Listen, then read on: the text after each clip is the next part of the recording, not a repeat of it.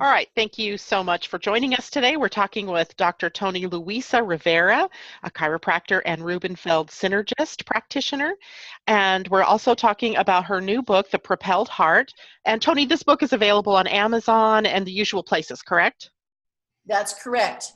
And actually, right now, I'm in my launch week, and I just hit #1 on Kindle Books with Congratulations. and Congratulations. yes, but during this launch week, if people buy the book, I'm offering a bonus of a free webinar about discover your heart's message. So go over to Amazon and order your book, and come to my webinar in February. So Cool. this will be a good time. Go ahead and share, where's the webinar? Is that on, people can join it on, how It's can people join it? It's in my Zoom room. So what happens is when you buy the book, a box appears and you sign up, and then you receive an email that has the entry code and all those kind of things on it. Okay. And then also on my website at ToniLuisaRivera.com, ToniLuisaRivera.com. I have information about my workshops, and I'm planning to do more online this year to reach out to people that are farther away. But I also have things in Santa Fe, so y'all are welcome to come to Santa Fe. It's a great place to visit. I know, who doesn't want to go to Santa Fe? Come on. Maybe not right now, because I looked at my friend who lives in Albuquerque, and her temperature today was like 31. And I went, we just got rid of that. I like the 40s better. We're going to stay here right now. Come in the summer. That's when it's so wonderful. Yeah, I was there once in May, and it was beautiful. Yes. At the end of May, I think it was, and it was perfect. 75, 80 degrees, just beautiful. It's gorgeous here. Yeah. Imagine, I'd rather live here than in Puerto Rico. Can you imagine? Can't imagine. Never been to Puerto Rico, but I imagine it's hot and humid. Yes. And the desert, hot and dry. Oh. Anyway, before the break, I suggested that we come back and talk about some of the exercises that you have in the book, because they seem very easy and accessible for anybody without having to go through a whole lot of effort. So tell us about some of the exercises you have and how they can help people. Okay. Well, the first exercise in the book is about breathing and learning to breathe more deeply and listen to your breath and get to know your breath. Do you breathe from high up in your chest? Do you breathe in the middle or lower?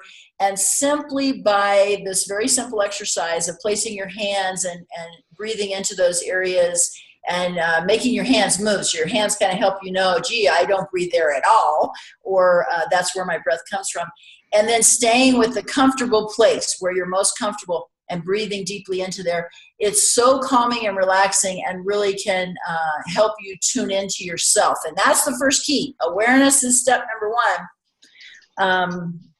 And then I have several in there. The first is most people have some kind of physical symptom that they wish they only knew what it was trying to tell them. So we were talking about the physical symptom one a little earlier, where breathing into it, placing your hands there if you can, etc., and getting to know it. How instead of, people either, there's two typical responses. One is stop hurting. When I say, I'll say, what message would you like to send to your stomach? Stop it.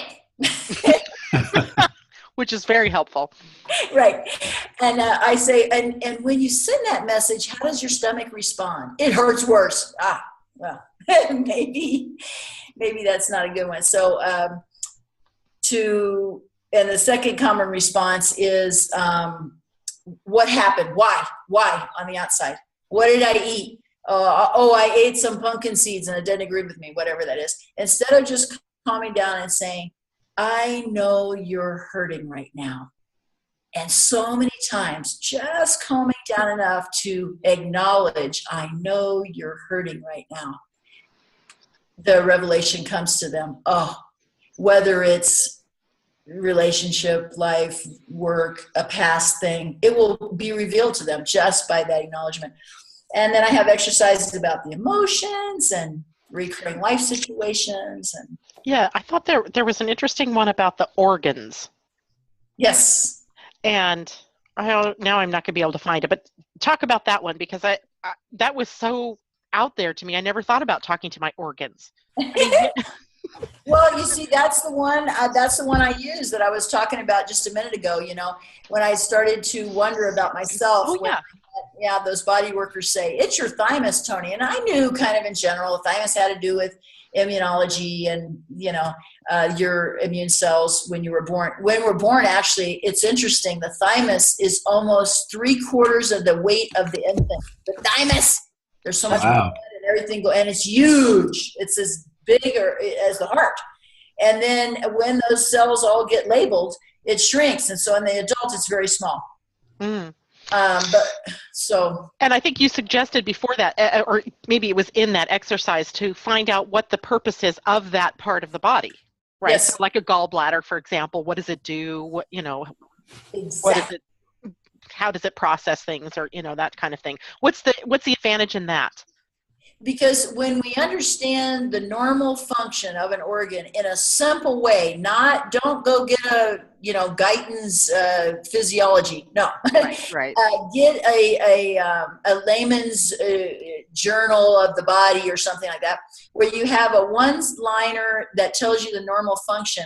Right away, that can be a clue, because like me with the thymus, well, that's what tells you your cells, who's you and who's not you. It's like, oh, that's important. In the stomach, people think that the stomach really's function is to break the food down so that the nutrition can be absorbed in the small intestine. So it's not actually you're getting the nutrition from the stomach. The stomach is churning things up. It's like breaking things down. So when you think of, and in our language, we have so many metaphorical phrases like, oh, he couldn't stomach losing his job. Yeah, that is interesting, isn't it? Yeah, and so by learning the normal function of the organ, many times there's the clue to what's happening in your life that organ is responding to. And then also to looking at whatever your diagnosis is, what does that mean?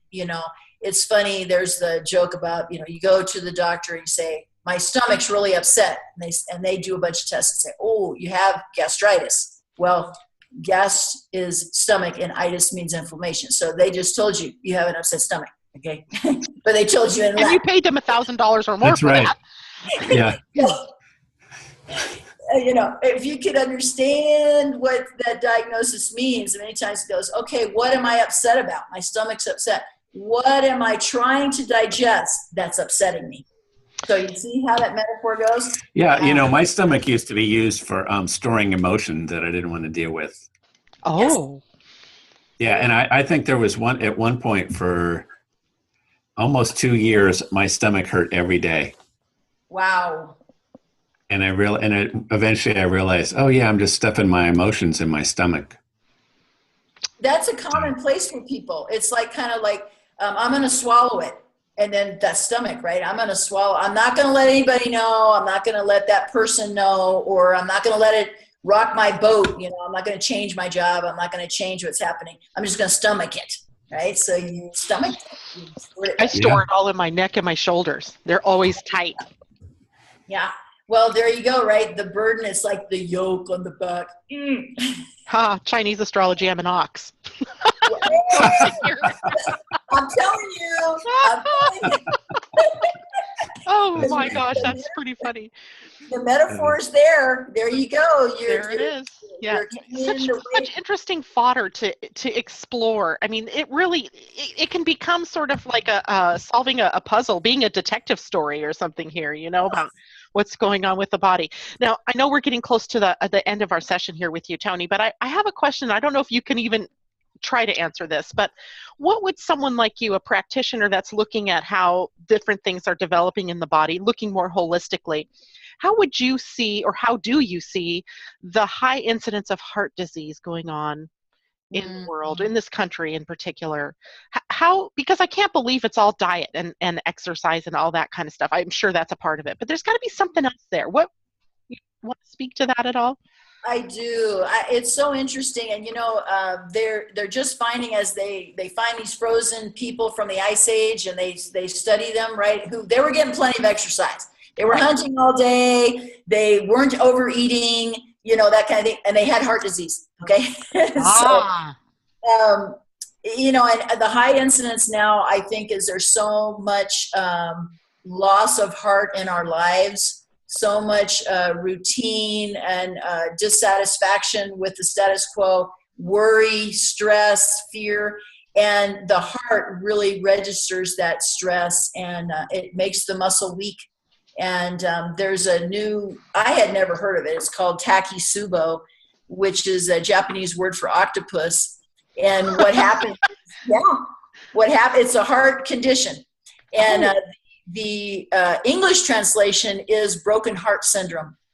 And as a very high incidence now, what happens is the anterior wall of the heart swells out like an octopus head, and the tentacles of stress are around the heart and squeezing it.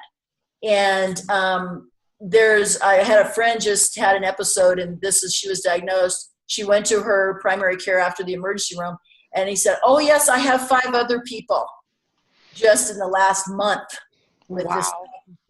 So it really seems that we need to find the heart in our life. And that's why my first webinar here this year is that Discover Your Heart's Message, because if we could listen to our heart and relearn what makes our heart sing, what makes us happy, what makes us laugh, and bring more of that into our life, make sure that we have that food, the food of nurturing our heart, and that will bring heart health. Because the heart's all about joy and love. I heard this recently, that the heart's frequency vibrates at a higher rate than the brain. And the message was, we need to listen to our heart and then let the message go to our head. But we started out this whole conversation talking about trying to figure things out in our head. Right. So, I mean, there's definitely some kind of connection there where if you don't listen to your heart, eventually it's going to explode on you. Well, I went to a workshop many years ago, oh my goodness, at Esalen with Joseph Chilton Pierce. He was most known for The Magical Child and Evolution's End were his 2 big books. But he said, and I always remember this, he said, the head says, "Can I do it?" And the heart says, "Should I?" And there has to be a marriage of those two, because the head comes up with all this stuff, but it's the heart's wisdom, really, not the intellect of the brain. Right. The heart's wisdom, if we're guided by that, there would be less war and less war machine and the greed and all these other things that are happening now. Should we set off that hydrogen bomb? Right. Oh, wow. The heart needs to be heard. Yes. Yeah, and so that webinar that you were talking about earlier that comes with the book is about the heart, or is that a workshop that you're doing? It is the Discover Your Heart's Message will be focused on really listening in and learning your heart's language and how is it talking to you, so that you can establish that connection and continue to utilize it in your life. And that's the webinar? That's a webinar, 2-hour webinar that is a bonus with the book. With the book. Right. Yeah, get that. I want to go to your webinar. Okay, come on. Excellent. I'm really fascinated by that. I mean, my specialty is astrology, but I see those same metaphors happening in people's lives through a different medium is how I see it. Yes. So it's always interesting to be able to find out more about how everything is connected, the emotions, and I believe that this map that we have of our lives coming in kind of tells the tale. How are these things going to show up? Yes. So Toni, what are your future plans after the book? Well, I'm focusing on, and it's such a exciting thing to have got the #1 on Amazon and everything. And now my focus is turning to the online webinars and workshops here in Santa Fe. And I have developed a series of developing your own intuition, because we all are intuitive. And the intuitive, I feel, is a bridge between the soul's omniscient, all-knowing, and the ego. So if we can develop that intuitive bridge and listen to that soul wisdom that's within each of us, we would have a happier, healthier life. So my first workshop is accessing your inner wisdom. And then from there, there's 2 tracks, using that with others in your practice, working with others, and for individuals that want to continue to work more with themselves, we have the second level. So. Right. And so you do the seminars or the workshops in Santa Fe. So in people Santa Fe right now. Okay, great. And they can find out the information for that on your website again, which is ToniLuisaRivera.com, right? Right. Very good. Toni with an I, Luisa without the O, and River A. River A, I like that. River A. So Toni, in closing today, give us a takeaway message. What would you like our listeners to take away from the conversation that we've had today? I want to encourage everyone to know that their health is really in their hands, and that the body is an ally. It's not trying to do something to you by having certain feelings and emotions and diseases. It is actually trying to give you a message. So your body's your ally. Learn to utilize it. Listen. Very good. Your body. Well, thank you so much, Toni. It's been a pleasure having you here. Thank you for sharing your wisdom with us, and especially for writing the book, The Propelled Heart. Listeners, thank you for joining us today. Go out and get her book, get the ticket to the webinar, and if you happen to be in the Santa Fe area, look her up, and maybe you can join in on one of her webinar or one of her workshops. And Roger and I, we need to get on the road and go visit you. We do. Yes. Thank you, Toni, very much. Thanks so much, Toni. It was a pleasure. And as always, Roger, thanks. It's been a joy being with you. Thank you, Janet. Absolutely. All right. Thank you, Bye, everyone. everyone. Bye-bye.